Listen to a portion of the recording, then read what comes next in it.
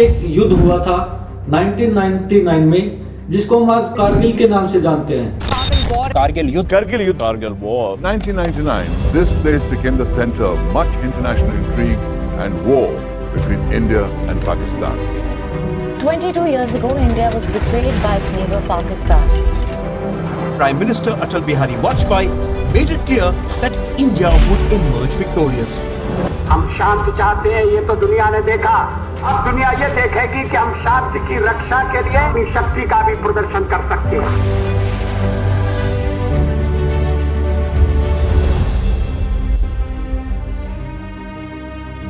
उसकी इंफॉर्मेशन किस प्रकार से लगेगी? कोई दूसरी सीमा से सोल्जर हमारी सीमा में घुसा?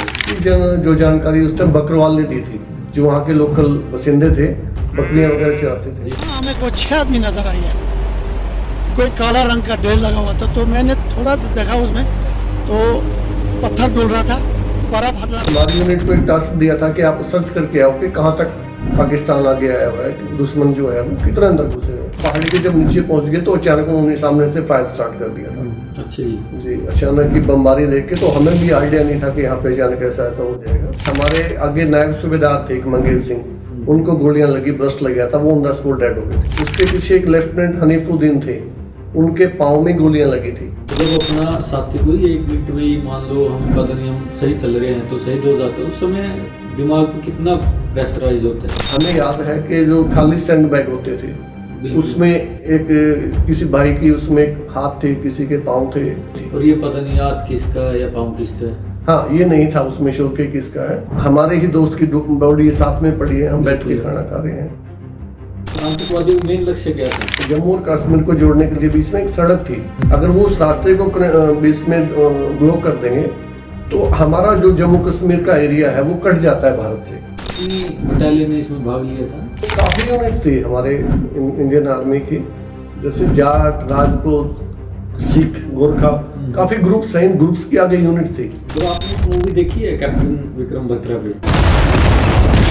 कुछ भी हो जाए, तिरंगा हम ही लहराएंगे। आपकी हुई थी उनसे कोई मुलाकात? उनके नाखून निकाल दिए गए थे क्लास से, तो बड़ी दर्दनाक मौत दी थी उनको। जैसे शरीर में सरिया घुसा दिया था, आंखों में सरिया डाल दिए थे। अच्छा जी। और शरीर के जो प्राइवेट पार्ट्स हैं उनको काट दिया था। मेरे कटर से नाखून काटते हैं ना, थोड़ा सा नाखून कच्चा कट जाए तो कितना पेन होता है। आप सोच के देखो, एक आदमी के नाखून प्लास से खींच लिया गया। वहाँ का टेम्परेचर कितना था कारगिल का? कारगिल का सर माइनस में टेम्परेचर रहता है वहाँ पे, -10, -15 या -50 भी है कई जगह पे, -60 भी है। 5-6 महीने बाद चला था। हमारी शेविंग काफी बड़ी हुई थी और एक ही ड्रेस थी वहाँ पे, कोई कपड़े जो हमने डाली 6 महीने पहले वही चल रही थी। तो हम जब उस पानी को निकालते थे हमें दिखता था कि सामने कीड़े तैर रहे हैं, और हम उसको पी के ही काम चलाया वहाँ पे। तो हालांकि बड़ा बुरा टेस्ट था, लेकिन जीने के लिए वो भी करना पड़ता है। कोई ऐसी घटना भी है कि नजदीक से गोली गई हो या कुछ अन्य घटना? सभी आपस में खा रहे थे, अचानक एक दुश्मन का जो बम है वो हमारे आरटी का एक बम है, वो नजदीक आके गिरा, तो उसमें से एक टुकड़ा लगा। हमारा एक साथी बैठा था, जैसे उसके पीछे कमर में लगा और वो क्रॉस करके आगे से निकल गया। मतलब बड़ा गुस्सा है इस चीज का कि जो साथी खाना खा रहा था, कि खाता खाते भी वो मतलब 1 सेकंड का ही फर्क, 1 सेकंड में वो हमारे साथ नहीं रहा।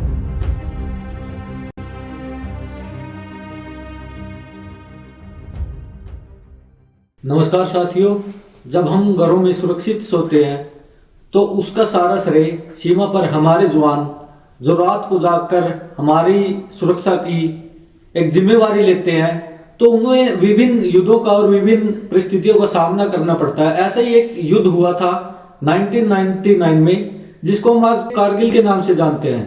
और हमारा सौभाग्य है कि हम आज ऐसी शख्सियत से आपको रूबरू कराएंगे जिन्होंने कारगिल के युद्ध में अपनी अहम भूमिका और भागीदारी निभाई थी। सर नमस्कार। नमस्कार, जय हिंद सर। सर आपका शुभ नाम? संजीव राणा। आपने ज्वाइनिंग कब की थी सर? Indian army? मैं टोंठा से रहने वाला हूँ। मैंने 27 दिसंबर 1997 में आर्मी में ज्वाइनिंग की थी, और 98 में मेरी ट्रेनिंग हुई थी दिल्ली के अंदर, ढोलाक वहाँ पे राजपूताना राइफल सेंटर है जहाँ पे मेरी ट्रेनिंग हुई थी।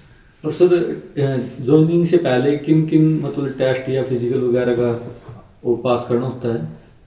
वो फिजिकल टेस्ट होते हैं, जैसे 9 महीने की आपका मेडिकल टेस्ट भी होती है आर्मी में जाने से पहले। आपका मेडिकल, फिजिकल और मेंटली, ये तीनों टेस्ट होने के बाद ही आप आर्मी में क्लियर होते हैं।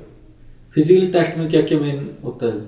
फिजिकल में दौड़ना, भागना, जंप, पुशअप्स, ये चीज़ें करवाते हैं जो बेसिक हैं आर्मी के लिए, क्योंकि एक स्ट्रॉन्ग सोल्जर बनाने के लिए ये चीज़ें जरूरी है। जिस आदमी में ये कैपेबिलिटी है तो वही आर्मी के लिए फिट माना जाता है, और मेंटली भी और शरीर से। मेंटली भी फिट है, बिल्कुल।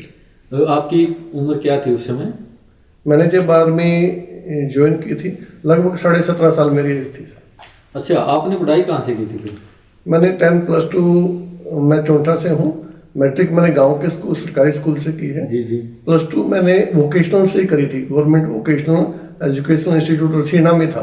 वहाँ मैंने साथ में इलेक्ट्रीशियन से डिप्लोमा भी किया था। जी जी। बट वो मैं डिप्लोमा तो आगे नहीं कर पाया, तो मेरी आर्मी में सिलेक्शन हुई। जैसे ही मेरा +2 का रिजल्ट आया तो मैं आर्मी में भर्ती हो गया था। कारगिल के युद्ध में आपने पूरी भूमिका निभाई थी। जी जी सर जी। तो उसकी इन्फॉर्मेशन किस प्रकार से लगी कि कोई दूसरी सीमा से सोल्जर हमारी सीमा में घुसा है? एक्चुअल क्या था कि 98 में मैंने ट्रेनिंग की। ट्रेनिंग के बाद मैंने 99 में आरडी परेड में पार्टिसिपेट किया था। उसके बाद हमारे यूनिट में भेज दिया जाता है जितने सोल्जर, ट्रेन सोल्जर होते हैं। जी जी। तो हमारी यूनिट सबसे पहले ग्लेशियर में थी, हमें ग्लेशियर भेजा गया था। तो हमने ग्लेशियर में 99 के अंदर पहले ग्लेशियर का टर्न पूरा किया था। जी। ग्लेशियर से जब हम वापस आ रहे थे तो पीछे से जो आर्मी हेडक्वार्टर से उड़ रहे थे कि पाकिस्तान ने कुछ अपने हिस्से पे कब्जा कर लिया है। ये जो जानकारी उस टाइम बकरवाल ने दी थी, जो वहाँ के लोकल बसिंदे थे, बकरियां वगैरह चराते थे। जी जी जी। तो उन्होंने आके पीछे से रिपोर्ट किया था कि आगे कोई हरकत है, कोई आदमी आगे जो देखे गए थे। तो उसके लिए फिर हमारी यूनिट को एक टास्क दिया था कि आप सर्च करके आओ कि कहाँ तक पाकिस्तान आगे आया हुआ है, दुश्मन जो है वो कितना अंदर घुसे हुए हैं। तो उस टुकड़ी में जब जाने का मौका मेरे को भी मिला था 99 के अंदर। जी जी। उसमें जैसे हम स्टार्टिंग में सर्चिंग के लिए गए थे, मैं सर्चिंग पार्टी का हिस्सा था। हमारे में एक ऑफिसर थे, एक जेशूर थे फौज के अंदर, और कुछ सोल्जर थे। 10 आदमियों का एक ट्रुप्स गया था। जी जी। तो हम एक पहाड़ी पे से क्रॉस करते हुए आगे जैसे दुश्मन की तरफ गए तो काफी प्लेन एरिया, मैदान एरिया था वो, जिसमें हम सर्च करने के लिए गए थे। हमें ये नहीं पता था कि दुश्मन यहाँ तक आया हुआ है। जस्ट हम सर्चिंग के लिए गए थे वहां पे। दुश्मन ने हमें देख लिया था, हमारी टुकड़ी को, कि ये आगे इंडिया वाले आगे, इंडियन आर्मी आ रही है। तो उन्होंने हमें कोई हरकत नहीं की, ना ही उन्होंने अपने आप को ये शो किया कि वो वहां पे पहाड़ी की टुकड़ियों पे बैठे हैं। जब हम लोग बिल्कुल प्लेन मैदानी एरिया में चले गए, वो उनको दूर से उन्होंने इस चीज को मतलब जज किया कि इनको थोड़ा और नजदीक आ जाने दो ताकि भाग न सके। तो जब वो पहाड़ी के बिल्कुल हाइट में बैठे थे, काफी ऊंची पहाड़ी थी वो, और आप उसके पहाड़ी के नीचे? हाँ, हम पहाड़ी के जब नीचे पहुंच गए तो अचानक उन्होंने सामने से फायर स्टार्ट कर दिया था। अच्छा जी। जी, अचानक की बमबारी देख के तो हमें भी आइडिया नहीं था कि यहाँ पे अचानक ऐसा ऐसा हो जाएगा। तो आपने इन्फॉर्मेशन कैसे की फिर दूसरे उनको? उसमें क्या हुआ सर कि सबसे पहले हमारे आगे नायब सूबेदार थे एक मंगेश सिंह, उनको गोलियां लगी, ब्रस्ट लग गया था, वो ऑन द स्पॉट डेड हो गए थे। उसके पीछे एक लेफ्टिनेंट हनीफुद्दीन थे, उनके पाँव में गोलियां लगी थी। उसके बाद उसके बैक साइड में एक राइफलमैन प्रवेश थे, मखाला गांव से थे, अम्बाड़ा के पास पड़ता है। जी जी। तो उनको भी गोलियां लगी थी, वो दोनों इंज्यूर्ड थे और दोनों साथ के साथ गिरे हुए थे। बाकी जो हम साथी थे, साइड में क्या था, उस पहाड़ी के साइड में थोड़ी गहरी खाइयां थी, खड्डे थी। तो अचानक फायर देख के हम सभी दाएं बाएं कूद गए थे उसमें, खाई में साइयों में कूदे। उस टाइम ये जज नहीं था कि किसको गोली लगी है, कोई ना लगी है। अचानक सामने से फायर आया था तो हम खाइयों में चले गए वहां से। फिर वहां से सेट से पास किया कि सामने फायरिंग है। तब अपने पीछे से जो बोफोर्स गन होती है, उन्होंने पीछे से कवरिंग फायर किया उस पोस्ट पे। एक फौज की एक टैक्टिस होती है कि जब दुश्मन फायर कर रहा होता है तो उसको नीचे वाले अपने साथियों को निकालने के लिए ऊपर से फायर दिया जाता है ताकि वो उस फायरिंग में बिजी हो जाए, हमारे साथी वहां से सेफ आ सके। Sporting firing. तो जब हम वापस पोस्ट पे आए तो वहां जाके जब काउंट किया तो पता लगा कि हमारी 3 डेड बॉडियां वहां पे पड़ी थी। तो उसमें राइफलमैन जो प्रवेश था, हालांकि वो उसको गोलियां पाँव में लगी थी, वो चल सकता था। उसमें हमारे जो ऑफिसर थे, लेफ्टिनेंट हनीफुद्दीन उस समय, उनको गोलियां, उसने उसको बोला भी था कि मैं चलने लायक नहीं हूँ, उनको वो ज्यादा इंजर्ड थे, आप निकल जाओ, आप चले जाओ। तो उसने, बड़ा बहादुर लड़का था, हमारा दोस्त था वो, तो उसने कहा कि नहीं सर जाएंगे तो आपको साथ लेके जाऊंगा, ऐसे नहीं जाऊंगा। जी। तो उसने उनको कंधे से जैसे हेल्प करने के लिए उठाते हैं, जैसे वो खड़े हुए, तो दुश्मन ने जब उसको हरकत देखी कि वो कुछ कर रहे हैं तो उन्होंने सामने से फायर खोल दिया।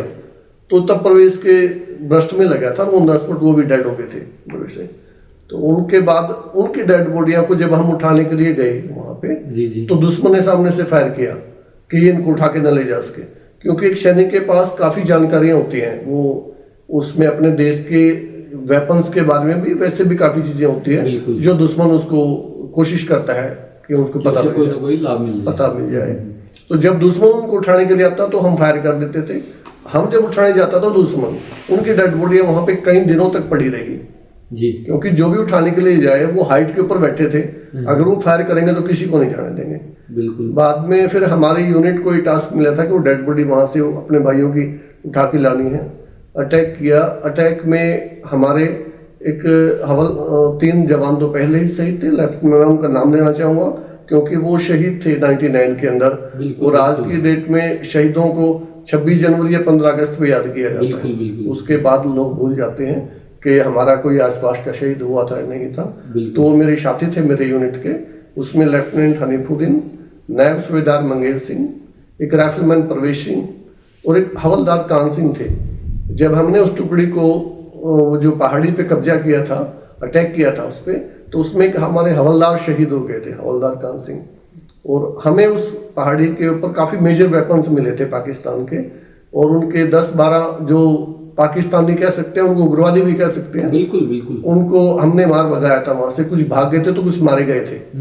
बाद में उन हथियारों को लेके हम वापिस अपने साथियों की डेड बॉडी को लेके आए थे, तो ताकि उनके घर वालों को, जिनकी एक बच्चा युद्ध में शहीद हो गया और उनके परिवार वालों को उनकी डेड बॉडी भी ना मिली पाई, तो इतने टाइम जो उन्होंने वो दर्द झेला, बहुत बुरा लगता है इस चीज में। बिल्कुल। लेकिन हमें खुशी थी कि हम ज्यादा अपनी कैजुअलिटी न देते उन डेड बॉडियों को वहां से उठा के ले आए और उस टुकड़ी पे भी कब्जा किया। बिल्कुल। और जब अपना साथी को ही 1 मिनट में ही मान लो हमें पता नहीं हम सही चल रहे हैं तो शहीद हो जाता है, उस समय दिमाग में कितना प्रेशराइज होता है सर, क्योंकि परिवार वालों के बारे में सोचते हो उनके अगले के। हाँ जी सर, बड़ा एक अजीब तरह का एक्सपीरियंस है वो, कि जब हमारा दोस्त का कोई आपके साथ साथी बैठा है और ये गारंटी नहीं कि शायद वो 5 मिनट बाद जीवित रहे भी ना भी रहे। बिल्कुल बिल्कुल। और हंसते बोलते, लेकिन एक चीज है कि हमने वार में एक छोटी सी लाइफ में प्रैक्टिकली देखा है कि वार में भी हम आपस में हंसी मजाक करते थे यार दोस्त, क्योंकि जो जीवन है वो तो चलना है। बिल्कुल। लाइफ में पता नहीं 5 मिनट बाद वो है या नहीं है, लेकिन क्योंकि कम एज थी, हम बड़े टीनेजर्स थे, तो 17 से 21 के बीच के ही थे ज्यादातर लड़के उनमें, तो आपस में हमारा हंसी मजाक वहां भी करते थे कि देश के लिए शहीद होना बड़े गर्व की बात है। बिल्कुल। लेकिन उसमें एक साथ वाला एक ये तो शिफ्ट ही रहती थी कि कहीं मेरे से पहले नंबर तेरा ना पड़ जाए लड़ाई के अंदर। तो बड़ा एक प्राउड की बात है कि हमें देश के लिए चीज एक लड़ने का मौका मिला, बड़ी कम एज के अंदर एक युद्ध को देखने का मौका मिला, क्योंकि 72 के बाद, पाकिस्तान से वार के बाद बीच में कोई वार नहीं हुआ था, तो 1999 में ही वार हुआ था। तो मेरे को बड़ी कम एज में वार का मौका मिला, तो मैं आपको अपने आप को बड़ा सौभाग्यशाली समझता हूँ। बिल्कुल। और किन किन एरिया में देखे गए थे वो आतंकवादी? सर वो लगभग काफी 100-125 किलोमीटर के आसपास का एरिया था, जिसके अंदर वो काफी अंदर आगे घुसे हुए थे। तो आगे की रणनीति किस हिसाब से बनाई हुई? आप ये टुकड़ी इस एरिया में जाएगी, ये टुकड़ी उस एरिया में जाएगी, कुछ इस प्रकार का? उसमें क्या होता है सर, वार के अंदर हर यूनिट को, जैसे मैं राजपुताना में 11 राजपुताना राइफल्स में था, जी। तो हर यूनिट को एक टास्क दिया जाता है कि जैसे हमने एक टास्क को पूरा किया कि आपको इतने एरिया पे खाली करवाना है, उसके बाद साइड में दूसरी यूनिट आएगी जिसको टास्क दिया जाता है कि इस एरिया को आगे आप करोगे, सेकंड में फिर आपको दिया जाएगा, फोर्थ में फिर, ताकि एडवांस एक आदमी को कंटिन्यू एक चीज न करके दूसरे वाले को भी मौका मिले उस चीज का। ऐसे ही हमारे साथ एक आपको मैं एक हादसा बताता हूँ सर। क्या हुआ था, हमने एक पोस्ट को खाली करवाया था, उसके बाद नेक्स्ट पोस्ट की जिम्मेवारी हमारे साथ में एक यूनिट थी, शायद वो 3 राजपूत थी, पता नहीं 3rd कुमाऊं थी, मैं श्योर नहीं हूँ, 25-26 साल की बात होगी सर। तो उन्होंने उस पोस्ट को खाली करवाया था। रात में दुश्मन को वहां से मार भगाया, खाली कर दिया। और जवान वो लड़ाई की जो टैक्टिक्स है वो ऐसा नहीं कि हम जाके और उसको मार के भाग के वापस आ जाएंगे।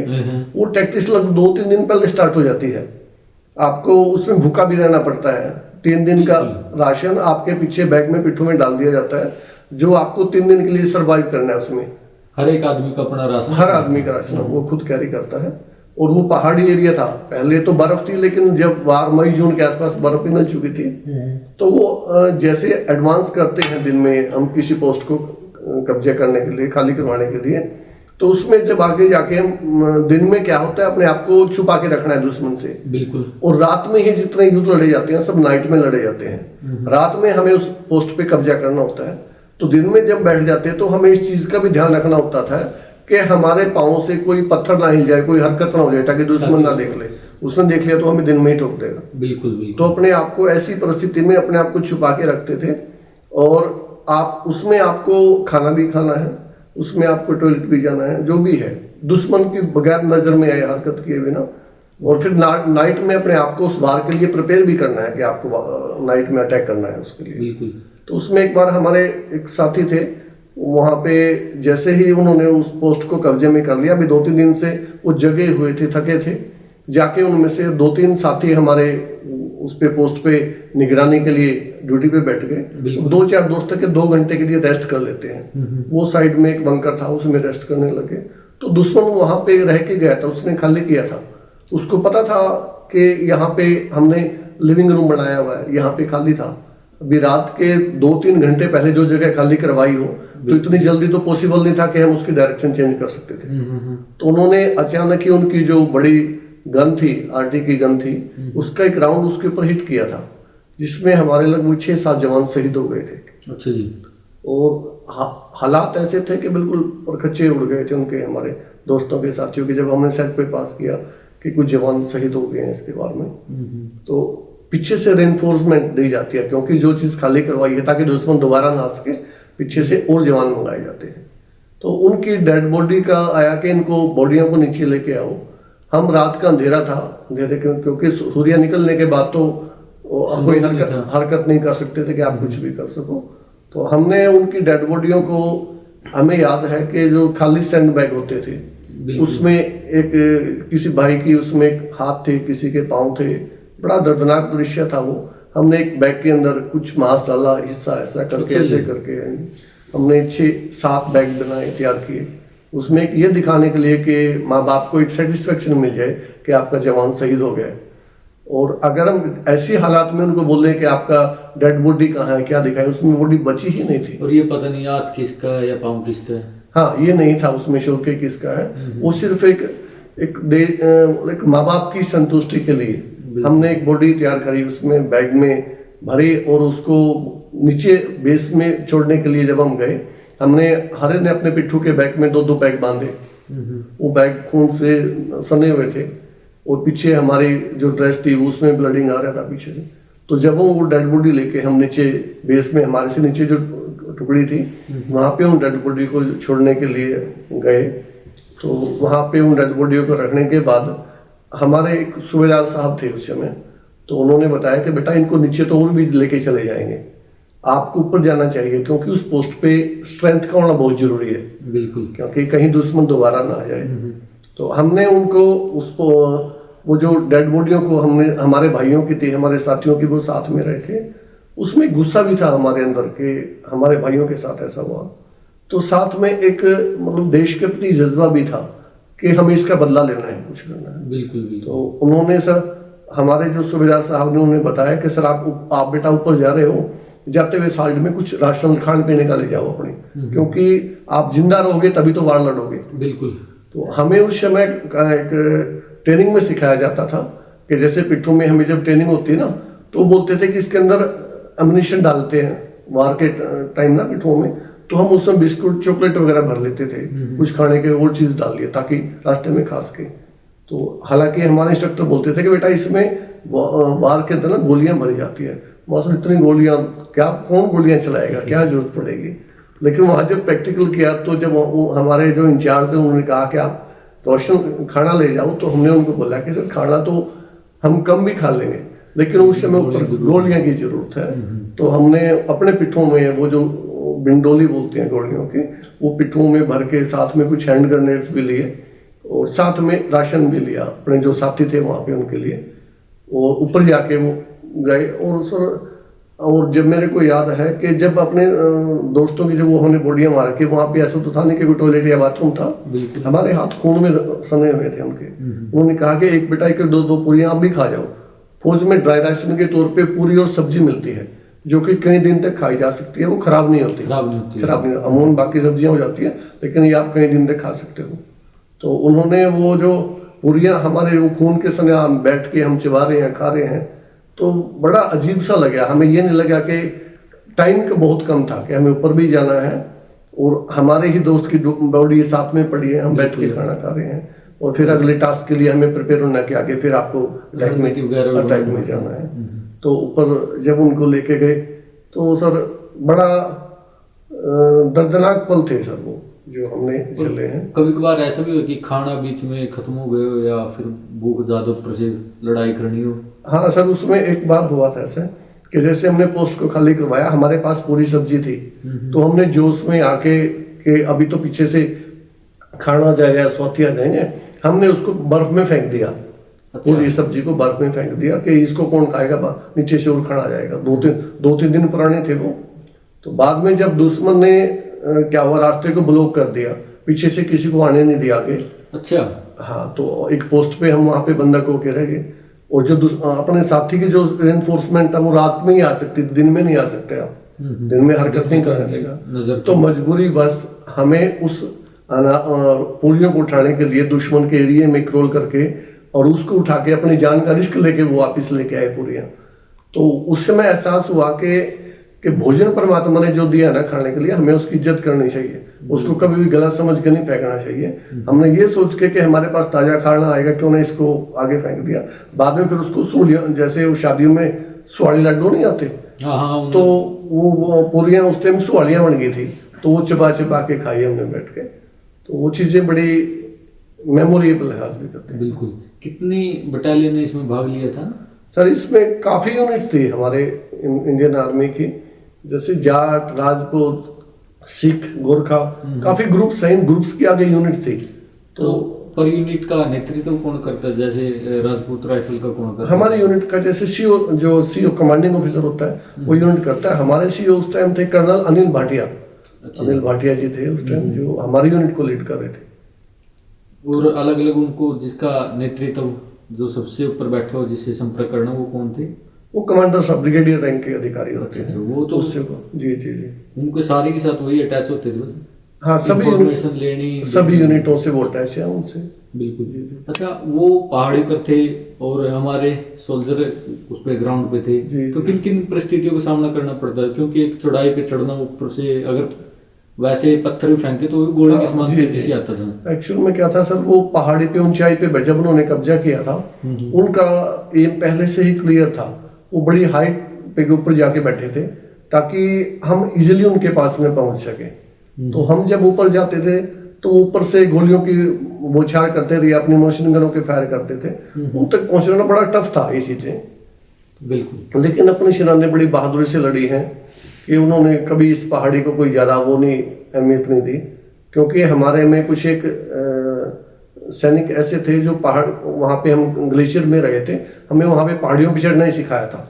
वहां पे भी बर्फ की पहाड़ियां ही थी, स्पेशल ट्रेनिंग। हाँ बिल्कुल, वो ट्रेनिंग हमने सभी ने ली हुई थी, तो उसका बड़ा फायदा मिला वहां। उनका आतंकवादियों का मेन लक्ष्य क्या था? हमने वीडियो देखी, उसमें था कि कोई रोड था जहाँ से लेह लद्दाख से जुड़ता था, उसको तोड़ना था। तो क्या है, कश्मीर को, जम्मू और कश्मीर को जोड़ने के लिए बीच में एक सड़क थी। सिर्फ एक वही रास्ता था जहाँ पे हमारी आर्मी वहां पे खाने पीने का या देश का जो भी राशन, उस रास्ते से ही कनेक्ट था हमारा पूरा देश। अगर वो उस रास्ते को बीच में ब्लॉक कर देंगे तो हमारा जो जम्मू कश्मीर का एरिया है वो कट जाता है भारत से। उनका मकसद था उसको अलग करने का, तो जिसमें वो कामयाब नहीं हो पाए। कारगिल वार जो था उसको ऑपरेशन विजय का नाम दिया गया था। ऐसे ही जैसे हम ग्लेशियर में रहते हैं तो वहां पे एक ऑपरेशन चलता है, उसको ऑपरेशन मेघदूत बोलते हैं, कि उसमें जितने भी शहीद हो तो ऑपरेशन मेघदूत में काउंट होते हैं। कारगिल में जितने शहीद थे हमारे ऑपरेशन विजय का नाम दिया गया था, ऐसे ही पहले भी काफी अलग अलग युद्ध होते हैं, अलग अलग नाम देते हैं। हाँ, अलग अलग नाम दिया जाता है। जो भी वार होता है उसको पर्टिकुलर एक नाम दिया जाता है। तो कारगिल में ऑपरेशन विजय के तहत ही जो कार्रवाई होती है ऑपरेशन विजय में आता था।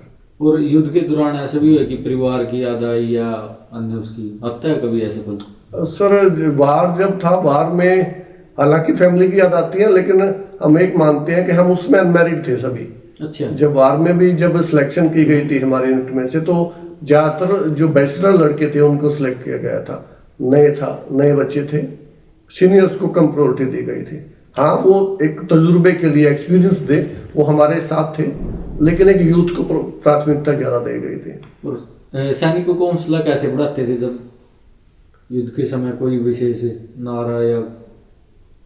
सर, हौसला तो एक आर्मी का जो सोल्जर है, हौसला तो उसमें ऑलरेडी है। वहाँ डिस्करेज वाली तो बात होती नहीं, क्योंकि सैनिक जीवन हौसले का ही दूसरा नाम है। वैसे मेरे को एक छोटा सा एक इंसिडेंट बताता हूँ आपको कि जब वार स्टार्ट हुआ, हम नए लड़के थे, हमें नहीं पता था। घर पे सभी लेटर लिखते थे कि यहाँ पे ठीक ठाक है, आप हमारी पहले चिट्ठियां लिखी जाती थी, और एक रेड या ग्रीन कलर की सैनिक पत्र के नाम से आते थे, वो गवर्नमेंट इशू कराते थे। अच्छा। तो उसमें चिट्ठी में क्या था, हम पहले तो अपनी मर्जी से जो भी घर पे लिखना होता है, लेकिन जब वार का टाइम था तो वार में सख्त हिदायत थी कि कहीं ऐसा ना हो कि उसमें से कोई वहां की कोई सिक्योरिटी लिखो के बाहर चली जाए। तो गवर्नमेंट के रीजन थे कि हमें वो लेटर खुला छोड़ना पड़ता था। तो मैंने जो +2 की मेरी हैंड राइटिंग थोड़ा सा साफ थी, अच्छी थी, तो मेरे कई यार दोस्त ऐसे थे जिनकी हैंड राइटिंग बड़ी पुअर थी। अच्छा। तो हम बैठ के बड़ा मजाक उड़ाते थे एक दूसरे का।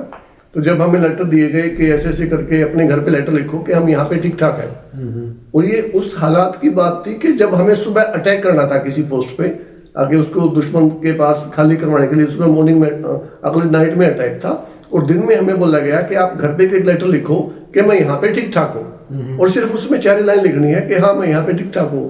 तो हमने कहा इसमें कौन सी बड़ी बात है, भाई ठीक ठाक तो हम हैं।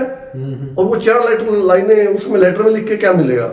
बोला नहीं, सभी के लिए कंपलसरी है कि सभी अपने उसमें 4 लाइनें लिखेंगे कि मैं यहाँ पे ठीक ठाक हूँ, मेरी कोई चिंता न करें। तो मैं लिखने लग गया, तो मेरे साथ में 2-3 दोस्त थे मेरे कि ऐसा संजीव, हम लेटर खुले देने, अगर बंद करके जाते तो हम लिख लेते, खुले जाएंगे, ऊपर से जो सीओ साहब वगैरह वो पढ़ेंगे जाके, और हमें बड़ा बुरा लगा कितनी गंदी हैंड राइटिंग है इसकी। तो उन्होंने कहा कि आप हमारे लेटर भी आप ही लिख दो। तो मैंने अपने 8 दोस्तों के सारे सेवा में, माता जी पिताजी यहाँ पे ठीक ठाक है, हाँ मैंने अपने हाथों से लिखे सभी कि आप मेरी चिंता न करो, हम यहाँ पे ठीक ठाक है। नीचे साइन उन्हीं के नाम से मैंने साइन मार दी। और इसको हमने एक बड़ी छोटी सी घटना मान रहे थे कि घर पे लेटर ही लिखने हैं, लेकिन उसमें इतनी डीपली उसका मैसेज था, वो हमें बाद में पता चला उस चीज का क्या था। हमें उस चीज का आभास नहीं था कि सुबह जब अटैक, रात में जब अटैक मारा, उसमें हमारे कुछ साथी शहीद हो गए थे। बिल्कुल। और शहीद होने के बाद वो लेटर उन्होंने पोस्ट कर दिए थे घर पे, पेरेंट्स को भेज दिए गए थे। तो बाद में जब वार खत्म हुआ, हम घर पे मिलने के लिए गए लोगों से, जो हमारे साथी थे उनके घर पे मिलने के लिए गए। तो हमने जाके वहां पे नोट किया कि जो लेटर लिखे हुए थे उस सैनिक की सबसे आखिरी मेमोरी थी उनके घर वालों के लिए। हमें उस समय ध्यान नहीं था कि सरकार मतलब हमारे से क्या करवाना चाह रहे थे। वो एहसास तब हुआ हमें कि वो सबसे हमारी आखिरी एक माँ बाप के लिए मैसेज था, या एक जो भी थी, एक मेमोरी थी, वो लेटर के तौर पे गई थी कि उसके बाद उनको उनका वो लड़का है, उनका बेटा है, वो शहीद हो गया, उसको आप नहीं देख पाओगे। तो मेरे हाथ का लिखा हुआ वो लेटर, वो मेरे एक दोस्त था, उसके घर फ्रेम में लगा हुआ था। तो मेरे को बड़ा इस चीज का बड़ा भावुक हुआ मैं कि काश मैं चाहे वो गंदी ही लिखता, अगर वो अपने हाथ से लिख के भेजता तो आज उनके माँ बाप को उसकी वो लिखाई भी याद आती। लेकिन वो मेरी हैंड राइटिंग थी, मैं उसको देख के मैं उनको तो नहीं बता पाया कि मैंने लिखा हुआ है, लेकिन उस दोस्त के लिए शायद वो एक लास्ट मेरी श्रद्धांजलि थी कि मैं उनको दे पाया वो। तो बड़े मतलब हादसे जीवन में ऐसे ही होते हैं, और उसका क्या मतलब होता है हम नहीं समझ सकते इस वक्त। बिल्कुल। और ये सर युद्ध कितने दिन तक चला? वार तो सर वैसे तो लगभग 45-50 दिन के आसपास क्लोज हो गया था, लेकिन फिर भी कंप्लीट होने में हमें 4-5 महीने लगे थे वहाँ पे, 5-6 महीने छानबीन करने में। जी कंप्लीट 5-6 महीने हमारे यूनिट वहाँ पे रहे थे। और मेन हथियार कौन से यूज करते थे उसमें वार में? वार में तो सभी छोटे और बड़े सभी वेपन्स इस्तेमाल होते हैं, लेकिन इस कारगिल वार के अंदर एक बोफोर्स अपनी गलती बहुत कामयाब रही है। कभी जब भी दुश्मन के ऊपर हमने अटैक किया तो बोफोर्स के बहुत सक्सेसफुल रही है वहाँ पे कारगिल के अंदर। और वायुसेना के साथ कैसा तालमेल था उस समय? वायुसेना का भी वहाँ पे एयर अटैक्स में बाद में स्टार्टिंग में तो नहीं, लेकिन बाद में एयर अटैक के लिए वायुसेना को भी यूज किया गया था। जब हमने टाइगर हिल को कब्जा किया था तो उसमें वायुसेना के जो एयर अटैक्स करे गए थे वो काफी सक्सेसफुल रहे, क्योंकि जो ऊंची पहाड़ियों में दुश्मन बैठा था उनको वहां से बंकरों से बाहर निकालना और उनको डिस्ट्रॉय करना, तो वो एयरफोर्स का बड़ा अच्छा रोल रहा सर। बिल्कुल। आतंकवादी कितने थे? बाद में पता लगा वो इतनी संख्या थी उनकी? इसमें सर काउंटिंग तो नहीं होता, क्योंकि जब आपस में क्रॉस फायर होता है तो काफी मारे जाते हैं। मौके पे उस बंकर्स में कितने आदमी थे जो हमें मिल गए, मतलब 5-7-10 आदमी होते, लेकिन कुछ भाग जाते थे क्योंकि वो इतना उनमें कायराना आदत थी। हमारे भारतीय सोल्जर्स में एक आदत है कि अपने पोस्ट को लास्ट दम तक वो छोड़ता नहीं है, वो अपना बलिदान दे देगा लेकिन उस जगह को नहीं छोड़ेगा। लेकिन उनमें एक कायरता थी कि जैसे ही उनके ऊपर दबाव आता था हमारी सेना का तो वो छोड़ के भाग जाते थे। अच्छा। क्योंकि कौन सा वो अपनी जगह में बैठे थे, दूसरे कब्जा किए बैठे थे हमारे पे, तो दबाव आता था वो छोड़ के भाग जाते थे, तो कुछ तो उनके भागते भी मारे जाते थे उससे। बिल्कुल। और आपने एक मूवी देखी है कैप्टन विक्रम बत्रा पे? जी जी जी। आपकी हुई थी उनसे कोई मुलाकात वगैरह? नहीं, वो हादसा हम उस टाइम वार में थे, हमारे सामने हुआ था। कैप्टन विक्रम बत्रा के सौरभ कालिया हुआ था, हमारे एक अधिकारी थे। वो क्या था, जैसे अटैक का मैं बताता हूँ कि उसमें जैसे हम पोस्ट को कब्जे करने के लिए एडवांस आगे जा रहे थे तो दुश्मन ने उनको देख लिया, 5-6 आदमियों की टुकड़ी थी वो उन्होंने साइड से उस पहाड़ी के साइड में से आके उनके पीछे से आके उनके बैक में आगे, तो वो ये आइडिया नहीं कर पाए कि जो हमारे पीछे है वो ये अपने इंडिया वाले हैं या पाकिस्तान वाले हैं। अच्छा। तो वो उनके बैक साइड से आके धीरे धीरे आगे बढ़ने लगे, तो वो समझा कि शायद ये अपने देश वाले आगे आ रहे हैं। तो वो जब आगे जाके वहां पे उसमें हमारे एक अधिकारी थे और कुछ जवान भी थे, उन्होंने जब नजदीक पहुंच के बाद उन्होंने उसको आगे फायरिंग में उनको बंधक बना लिया था। बाद में उनकी डेड बॉडी को उन्होंने बड़ी बुरी हालात करके उस पे फेंसिंग पे डाल के चले गए थे। वो उनके नाखून निकाल लिए गए थे प्लास से, बड़ी दर्दनाक मौत दी थी उनको, जैसे शरीर में सरिया घुसा दिया था, आंखों में सरिये डाल दिए थे। अच्छा जी। और शरीर के जो प्राइवेट पार्ट्स है उनको काट दिया था। मतलब एक नृशंस जो हत्या होती है उन्होंने हमारे सैनिक के साथ वो की थी। हालांकि बाद में हमने उसका बदला भी लिया था कि उनमें उनकी पोस्ट में कई गुना ज्यादा मार भगाए थे उनको जब हमने लड़ाई हुई। लेकिन जो एक सैनिक शहीद हुआ, उस सैनिक के साथ इतना बुरा बर्ताव वो शोभनीय नहीं था उससे। बिल्कुल बिल्कुल। और एक बटालियन और दूसरी बटालियन की दूरी कितनी थी? जैसे एक बटालियन यहाँ अपना मकसद पे, दूसरी कितनी दूर? नहीं, दूरी नहीं होती सर। जैसे पहाड़ी एरिया है, जैसे एक पोस्ट एक पहाड़ी पे या एक एरिया में एक हमारी एक यूनिट है तो साइड में दूसरी होती है, उससे आगे तीसरी, उसमें खाली गैप नहीं होता। अच्छा। वो चीजें कंटिन्यू होती है और दोनों आपस में कम्युनिकेशन सभी का होता है आपस में, मतलब पता होता है उसमें कि वहाँ पे ये चीजें चल रही है, अभी हो रही है। बिल्कुल। और अपने कितने सैनिक शहीद हुए थे उस वार में?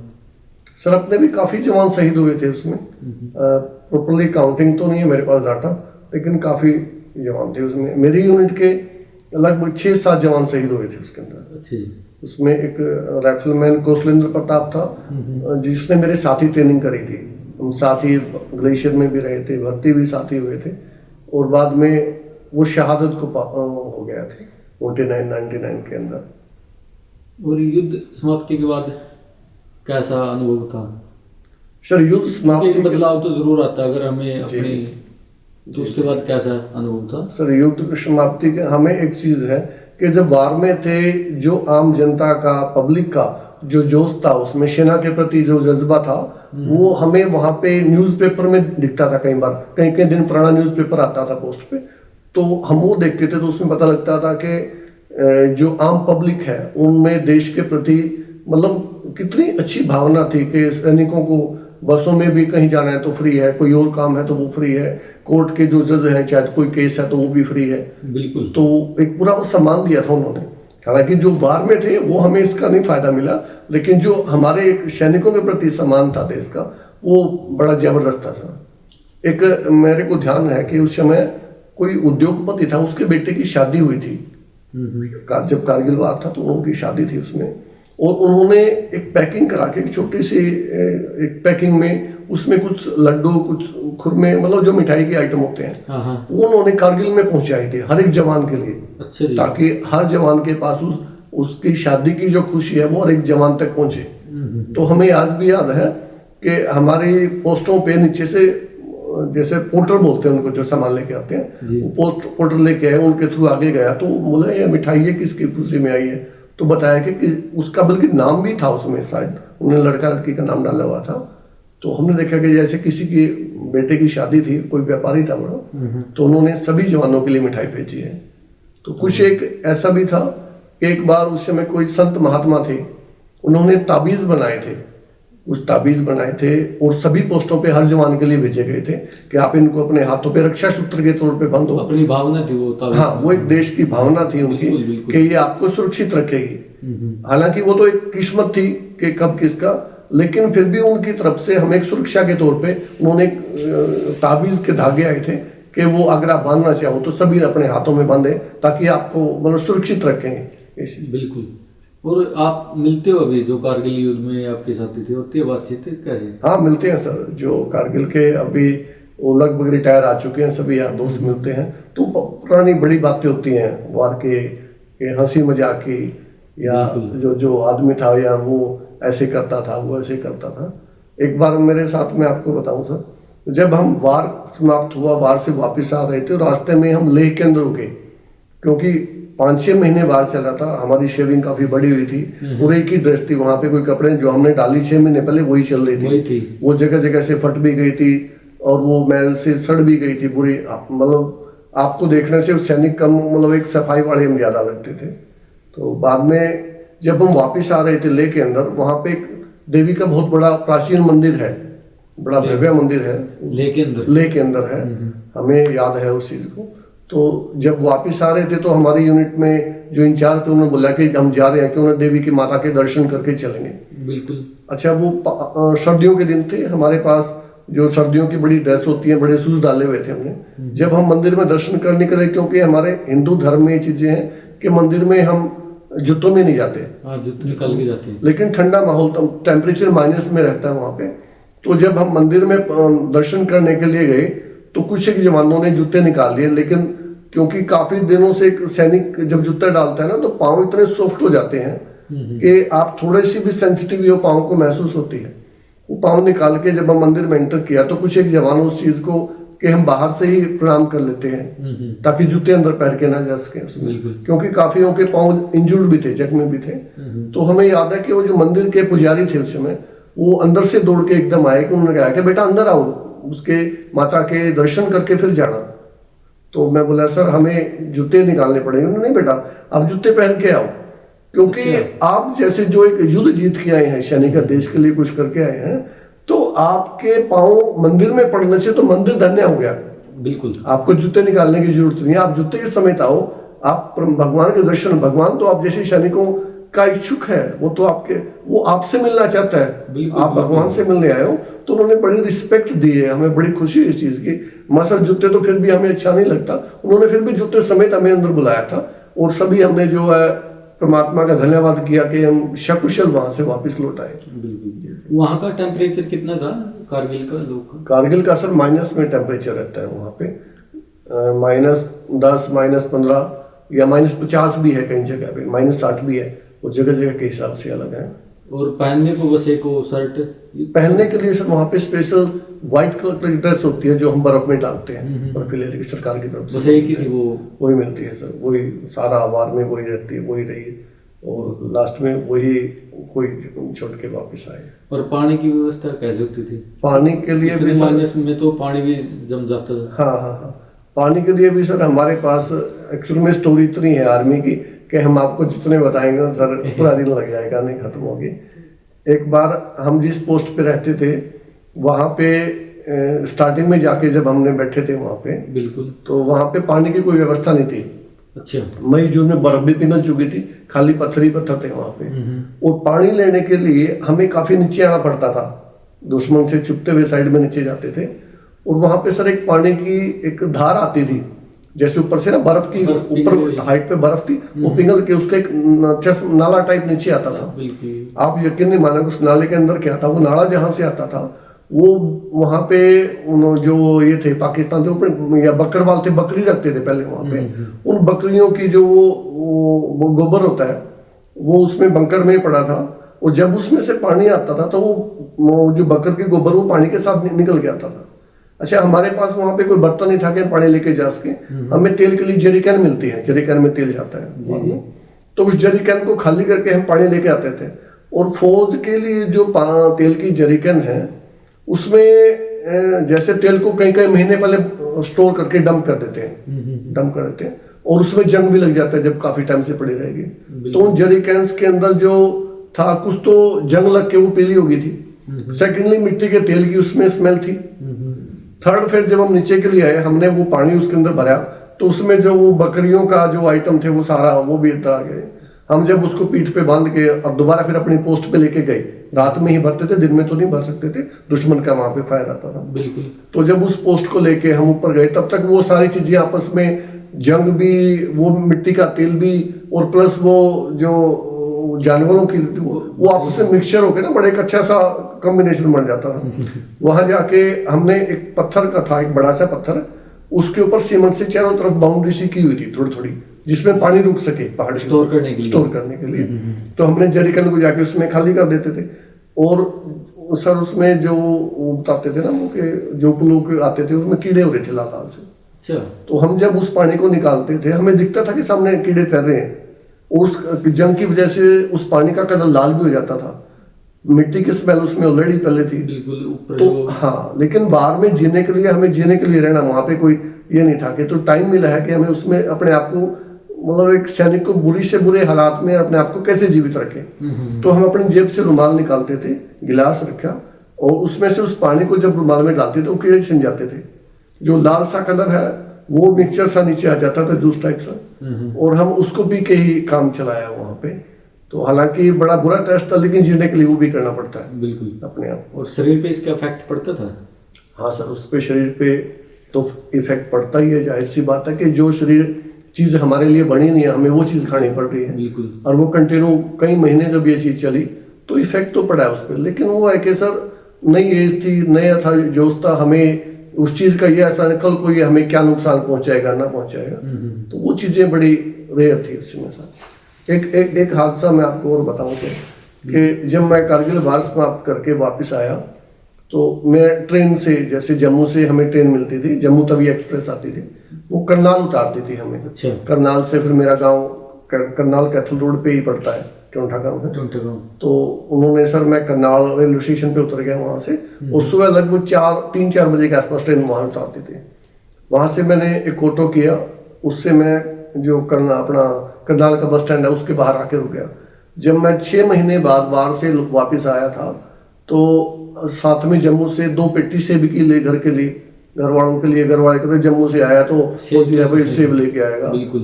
तो हमने वहां से 2 पेटी सेब के लिए घर वालों के लिए, साथ में जो मेरा सामान था वो भी था, मेरा बॉक्स भी था और कुछ और भी सामान था, क्योंकि मेरी वहां से पोस्टिंग चेंज हो गई थी। उसके बाद मेरे को आगे अगली पोस्टिंग नौशेरा सेक्टर की मिली थी। तो वहां से लेकर सर मैं करनाल बस स्टैंड के बाहर मेरे को टोड़ा ने उतार दिया। उतारने के बाद सुबह सुबह के टाइम था, सारा बस स्टैंड खाली पड़ा था। बिल्कुल। कुछ एक सवारियां थी जिनको, जो पहली बस से जो ड्यूटी पेशा वाले लोग थे, अपने ड्यूटी पे जाने होते हैं, वो सभी बस स्टैंड पे आए हुए थे, अदरवाइज खाली था। तो मैं बस स्टैंड के बाहर, और आपने अगर करनाल का बस स्टैंड देखा हो ना, पुराना बस स्टैंड है जो अभी तो नया बन गया, उसके बाहर से लेके और जहाँ कैथल की बस लगती है लगभग 1-1.5 किले का गैप है बीच में, बिल्कुल पक्का है। तो मैं वहां अपना सारा सामान उतार के अपनी बस पे जाने के लिए मैंने क्या कराया सर, बॉक्स को मैंने, मेरे पास एक पिट्ठू बोलते हैं, पिट्ठू को मैंने पीठ पे लिया, बॉक्स को ऊपर रखा, और मतलब साइड में सेब की पेटी थी, एक साइड में सेब की पेटी पकड़ी। तो जैसे ही मैं थोड़ी सी आगे चला, मेरे पिट्ठू में से कुछ सामान नीचे गिर गया। मैंने फिर सामान को नीचे रखा, वो पेटी उठाई, वो सामान को वापस उसमें पिट्ठू में डाला, और फिर बॉक्स को सर पे रख के मैं फिर चलने लगा। वजन काफी था मेरे पास, तो मैं 20 तक चला गया था। मेरी ये हरकत जो सामने वो सवारियां आई हुई थी ना, वो सभी नोट कर रहे थे। मैं यूनिफॉर्म में था, ड्रेस में था। अच्छा। ड्रेस में था, तो उन्होंने देखा कि फौजी है कोई, और शायद छुट्टी आया हुआ तो सामान है इसके पास। तो जब मैं तीसरी बार मेरा वो सामान गिरा और मैं उठाने लगा ना, तो 5-7 आदमी भाग के आए हमारे पास। बोले सर कहाँ जाओगे? महा जी मेरे को तो ऐसे ऐसे करके टोंठा जाना है और कैथल वाली बस में जाना है। बोले सर आप छोड़ दो, हम उठा लेंगे। मगर सर आप इतना उठा लो जो मैं नहीं पकड़ सकता, बाकी तो मैं उठा लूंगा। नहीं सर। तो उन्होंने जबरदस्ती मेरे हाथ से मेरा सामान छीन लिया और कैथल की जो बस थी वहां पे रखवा दिया। वहां पे एक कंडक्टर थे उस टाइम, सरदार जी, जो उस बस में कंडक्टर थे। शायद आज तो पता नहीं वो बेचारे कहाँ होंगे, 26 साल पुरानी बातें हैं। उन्होंने कहा कि बेटा कहाँ से आए हो? तो माँ जी मैं कारगिल से आया हूँ। वार खत्म हो गई थी, देश में लोगों के प्रति रिस्पेक्ट थी, बहुत ही लोगों ने बढ़ा। तो माँ जी मेरे को टिकट लेना, बोला नहीं बेटा टिकट लेने की जरूरत नहीं है, आप बैठो आराम से। आपके फर्स्ट बस थी, वो बिल्कुल खचाखच भर गई जब चलने लगे सुबह के टाइम। तो उन्होंने, सरदार जी ने क्या किया, लास्ट की सीट मेरे लिए खाली करवा दी, सारी सीट खाली करवा दी। सारा सामान मेरा उठा के बस में रखवाया कि बेटा आप हमारे लिए इतना कुछ करके आए हो, आप सोते ही जाओगे, आप आराम से लेटो। तो उन्होंने मेरे को पूरी सीट पे मैं बोला मगर जी इतनी भीड़ है, कोई बात नहीं बैठ जाएगा सर, मेरा आधा घंटे का रास्ता है, मैं अपने गाँव में उतर जाऊँगा। और मेरे को इतना नहीं बेटा लेट जा आराम से, कोई टेंशन नहीं है। हालांकि बस में भीड़ थी, अभी इतनी पब्लिक है, सभी मेरी तरफ देख रहे हैं। कोऑपरेट तो उन्होंने भी किया होगा, बहुत कोऑपरेट किया सर, पब्लिक ने बहुत कोऑपरेट किया। इतने लोग मेरे को देखे और मैं वहाँ पे सो जाऊं या लेट जाऊं, तो सैनिक का इतना भी फर्ज नहीं होता। तो हम सो नहीं पाए, मैं थोड़ी देर बैठ गया, उन्होंने जबरदस्ती की। तो मैं सर आपसे रिक्वेस्ट है प्लीज आप बैठ जाओ। तो जब मेरा गाँव आया तो उन्होंने पूरी बस ने, आज भी वो रिस्पेक्ट मैं बोल नहीं सकता, मेरा गाँव आया तो पूरी बस ने मेरा सामान नीचे उतरवाया।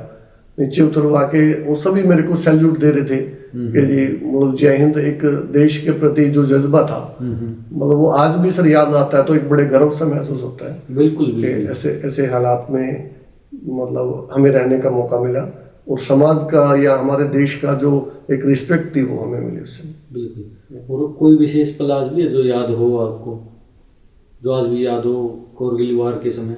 सर बहुत सी हादसे हैं, याद करेंगे, क्योंकि अगर हम 5-6 महीने वहाँ पे रहा हूँ, हम सुबह अगर उठ गए तो हर दिन की एक स्टोरी होती है सैनिक की।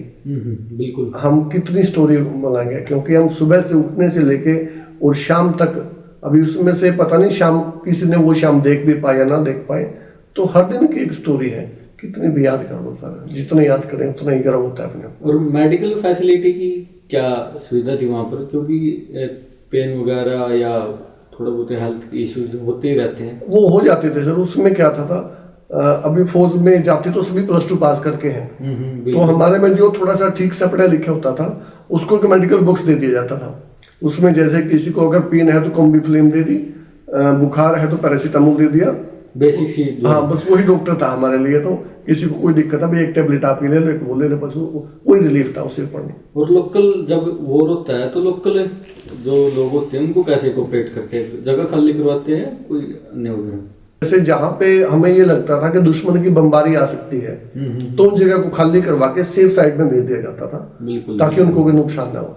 क्योंकि वो वार नहीं लड़ रहे, लेकिन वो पीछे जहाँ बैठे हैं नुकसान उनको तो भी हो सकता है। बिल्कुल। तो उनको सेफ जगह पे छोड़ दिया। और सर एक वीडियो देख रहा था मैं, एक सैनिक के हाथ पाँव नहीं थे, तो ऐसे तो बहुत सैनिकों वार में ऐसे बहुत से सैनिक होते हैं। क्या होता है कि जगह जगह कई बार ना माइंस बिछाए होते हैं दुश्मन ने, तो वार में जिसका पाँव माइंस के ऊपर पड़ गया तो ब्लास्ट होकर पूरे पाँव को उड़ा देता है। बिल्कुल। और माइंस भी कई तरह के हैं, जो थोड़ा सा हैवी है उसमें पूरा आदमी भी उड़ जाता है, लेकिन जो छोटे हैं उनको एंटी पर्सनल माइंस बोलते हैं। तो उसमें पाँव इंजर्ड हो तो पाँव उड़ जाता है आदमी का, शरीर का जो पार्ट्स गया तो वो डेड हो जाता है। बिल्कुल। और सर कारगिल का वार इतने दिनों तक चला, हर दिन कोई ना कोई अलग किस्सा या अलग घटना होती थी, तो कोई ऐसी घटना भी है कि नजदीक से गोली गई हो या कुछ अन्य घटना कि दुश्मन के सैनिक जो आपको जिंदा मिले हो तो उनके साथ कैसा व्यवहार किया हो? हाँ सर, ऐसा कई बार हुआ है।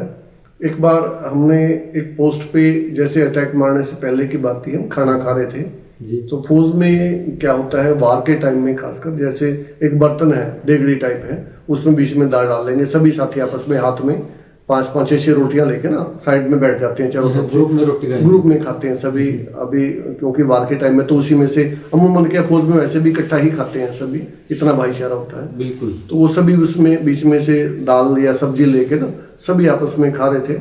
अचानक एक दुश्मन का जो बम है वो हमारे आरटी का एक बम है वो नजदीक आके गिरा। अच्छा। और वो जब ब्लास्ट हुआ तो उसके सब स्प्लेंडर टुकड़े निकलते हैं। तो वो टुकड़े काउंट नहीं होता है कि उसके टुकड़े का साइज क्या होगा। स्प्लेंडर जब फटता है, पित्तल का खोल होता है वो, तो उसमें से एक टुकड़ा लगा। हमारा एक साथी बैठा था, जैसे उसके पीछे कमर में लगा और वो क्रॉस करके आगे से निकल गया। अच्छा जी। और हम खाना खा रहे थे सभी, और उसका जो चेहरा था वो जो हमारा बर्तन था देगड़े उसके अंदर जाके उसका मुंह आ गया। तो मतलब बड़ा गुस्सा है इस चीज का कि जो साथी खाना खा रहा था कि खाता खाते भी वो मतलब एक सेकंड का ही फर्क एक सेकंड में वो हमारे साथ नहीं रहा। बिल्कुल। और बाद में जब दुश्मन की फायरिंग ऐसी ऊपर की शेलिंग स्टार्ट होती है ना, तो उसमें एक सिखलाई होती है कि जब बम आते हैं तो अपने आप को जमीन पे फ्लैट लेट जाना चाहिए, क्योंकि बम का जो इफेक्ट है वो ऊपर की तरफ जाता है। किसी के ऊपर गिर गया तो उसकी किस्मत थी, उसको तो नहीं बचना था। लेकिन वहां पे अगर 10-15 फीट दूर भी है, हम जमीन पे फ्लैट लेट जाते हैं तो हम बम के इफेक्ट को कम कर सकते हैं, बचने के चांस ज्यादा होते हैं, क्योंकि जो उसके टुकड़े ज्यादा तेजी से ऊपर की तरफ जाते हैं। अगर हम जमीन पे लेट जाएंगे तो उसका इफेक्ट हमारे ऊपर इतना ज्यादा नहीं है। बिल्कुल बिल्कुल। तो कोई ऐसा घटना हुई हो जैसे उन्होंने तो विक्रम बत्रा जी के साथ वो किया था कि उसके नाखून निकाल लिए, आप कैसा व्यवहार करते सर, हमारी सेना में वो है ना कि हमारे हिंदू धर्म में कुछ चीजें बचपन से ही हैं। अभी जैसे हमारे एक बार हमने एक पोस्ट में ऐसे ही अटैक के दौरान जब उनके कुछ सिख साथी उसमें मारे गए थे, और उसमें एक आदमी मतलब वो मरा नहीं था, वो तड़फ रहा था। जब हमने पोस्ट पे कब्जा किया, वहां पे पहुंचे तो वो हमें बोलने लगा कि तुम्हें तुम्हारे राम का वास्ता, थी तो मुस्लिम हो। अच्छा। लेकिन एक गद्दार है कि जब इन पे दबाव पड़ता है तो इनको हमारे भगवान भी याद आ जाते हैं। तो उन्होंने बोला कि तुम्हें तुम्हारे राम का वास्ता, तुम्हें हनुमान का वास्ता, अच्छा, तुम्हें श्री राम का वास्ता। ब्लैकमेल कर रहे हैं। वो इमोशनली वो दाव खेलते हैं कि जी अल्लाह के नाम को तो वो अपना बोलती हैं कि श्री राम के नाम से, भगवान के नाम से छोड़ दो हमें। तो जब उसने हमारे सैनिकों के साथ चाहते तो वो गोली मार के भी शहीद कर सकते थे। बिल्कुल। बड़ी आसान मौत है कि गोली मार ले, लेकिन वो हलाल करके मारते हैं कि उसके हाथ काट लिए, पांव काट दिए, नाखून। सर, अगर हम नेल कटर से नाखून काटते हैं ना, थोड़ा सा नाखून कच्चा कट जाए तो कितना पेन होता है। आप सोच के देखो, एक आदमी के नाखून प्लास से खींच लिया गया, कितना दर्द सा होगा उस आदमी ने कि हाथ के नाखून, पांव के नाखून खींच लिए गए। और बाद में वो आदमी हमारे से दया की भीख मांगते हैं कि जी आपको राम के नाम पे छोड़ दे। तो ऐसे आदमी छोड़ने लायक तो नहीं थे। तो आपने, लेकिन हम हलाल तो नहीं करते, लेकिन ये है कि सीधे डायरेक्ट स्वर्ग में जरूर पहुंचाया हमको। ऐसा भी हुआ है कई बार। ये बड़ी एक वो है कि सैनिक है तो सैनिक को एक सैनिक के जैसा ही व्यवहार करना चाहिए। बिल्कुल। लेकिन उनके धर्म में ही ऐसा है कि वो इस चीज को एक जब तक हलाल ना करें, एक जीव को भी मारते हैं तो हलाल करके ही मारते हैं। तो वो एक दर्दनाक चीजें हैं, उनको आदत है तड़पाने की, कोई तरह। और अपने वाले दयावान होते हैं। हाँ, ये अपने वाले के धर्म में है, हिंदू धर्म है दयालु, बचपन से दूसरे अपने अंदर दयालुता ही है कि हम उन पे दया दिखाते हैं। बिल्कुल बिल्कुल। लेकिन वो दया दिखाने लायक नहीं है। तो कारगिल में जो थी, अगर हम उनको दया दिखाते तो शायद वो खाली नहीं करते कभी। जब उन्होंने अपनी सेना का रुद्र रूप देखा तो सभी वो भाग गए। बिल्कुल। सर, लास्ट क्वेश्चन है, देश की युवा पीढ़ी को क्या संदेश देना चाहोगे देश के प्रति? जी जी जी, मैं देश के लिए मैं अपने सभी भाइयों को ये बोलना चाहूँगा कि सेना में जाना बड़े गर्व की बात है। आप इसको एक जॉब मान के नहीं चलें कि ये जॉब है। ये देश के प्रति आपकी सच्ची श्रद्धा है, जिसमें आप अपने आप को इतने लायक समझते हो कि आप देश के लिए कुछ करने का मौका मिला है आपको। बिल्कुल। बड़ी खुशी की बात है ये कि आपको इसके लिए हमें ये नहीं समझना चाहिए कि देश हमें क्या देगा, लेकिन आप इस योग्य हो, आपका फिजिकल स्टैंडर्ड या परमात्मा ने आपको मौका दिया कि आपको देश के लिए आप कुछ दे सकते हो, तो अपने आप को प्राउड फील करना चाहिए। बिल्कुल। और सर, जिनका सौभाग्य ना हो, फौज में भर्ती ना हो या अन्य उसमें, तो देश की सेवा किस प्रकार करें? नहीं सर, ये कोई जरूरी नहीं है कि हम सेना में ही जाके देश की सेवा कर सकते हैं। हम किसी भी फील्ड में जाएं, जो भी है, अगर हम अपने नैतिक मूल्यों का पालन करते हुए कोई भी समाज सेवा करते हैं या देश हित में जो भी कार्य करते हैं, तो वो भी देश सेवा है। जो हमारे देश में आज हमारी सड़कों को साफ कर रहे हैं, वो भी देश सेवा है, हमारे देश को साफ रख रहे हैं। जो हमारे देश में गाड़ियां चला रहे हैं, ट्रांसपोर्टेशन कर रहे हैं, जो सामान को इधर से उधर लेके जाता है, वो भी देश सेवा है। अगर वो टाइम पे उस चीज को पहुंचा देता है तो वो हमारे सैनिकों तक टाइम से पहुंच जाते हैं। यानी कि आप सिविल का कोई भी जॉब हो, अगर आप उसको पूरी ईमानदारी से करते हो तो वो भी एक देश सेवा है। बिल्कुल। आप किसी सरकारी दफ्तर में जाओ और आपको उसमें घंटों इंतजार न करना पड़े, सामने वाला आपकी परेशानी को समझ के अगर आपको टाइम से उस चीज को रिलीफ दे देता है तो वो भी देश सेवा है। बिल्कुल अलग अलग मेथड है देश सेवा करने की। हाँ जी, देश सेवा कोई ऐसा नहीं है कि आप एक युद्ध में बहादुरी दिखा के ही देश सेवा कर सकते हो। आप सिविल के किसी भी जॉब में एक आम आदमी की मदद करके भी देश सेवा कर सकते। मेरे जो साथी थे उस टाइम कारगिल वार में जो मेरे शहीद हुए थे, तो मैं आपको बार बार वही है कि शायद कहीं उनका दोबारा नाम भी नहीं आता इतिहास में, मैं बार बार उनका नाम इसलिए ताकि लोगों को याद रहे कि कोई सैनिक यहाँ से भी शहीद हुआ है। जो मेरे राइफलमैन प्रवेश कुमार थे, मखाला से थे, आज उनके नाम से आप निसंग में जाते हो ना, निसंग में गैस एजेंसी है, प्रवेश गैस एजेंसी। कारगिल के टाइम में जो शहीद होता था उसको या तो पेट्रोल पंप मिलता था या गैस कनेक्शन मिलता था। अच्छा। तो उनके नाम से गैस कनेक्शन, वो गैस की एजेंसी है, प्रवेश गैस एजेंसी। तो आज भी जब वहां से गुजरते हैं उस एजेंसी का नाम भी देखते हैं ना, तो उस दोस्त की याद आती है। बिल्कुल। कि हमारा दोस्त था जो शहीद हुआ था, जब उसके नाम से ही गैस एजेंसी है, तो बड़ा फक्र होता है ये चीज करने में। हालांकि जब वार में थे तो हम आपस में मजाक करते थे कि इस बार तेरे नाम से पेट्रोल पंप मिलेगा या मेरे को गैस एजेंसी मिलेगी, सरकार बढ़ाते रहे। तो ये नहीं था कि मतलब वो एक हंसी मजाक के पल थे, लेकिन वास्तविकता में ऐसा भी होगा ये ऐसा नहीं कभी सोचा था। बिल्कुल। तो मैं उन सभी अपने दोस्तों को एक सच्ची श्रद्धांजलि देता हूँ कि जो उस टाइम वार में शहीद हुए, वापस घर नहीं आ सके, और उनके लिए मेरा जय हिंद, जय भारत। बहुत बहुत धन्यवाद सर। हमने कारगिल की मूवी देखी थी, आज रूबरू भी हुई आपसे, बहुत सौभाग्य मिला हमें। धन्यवाद।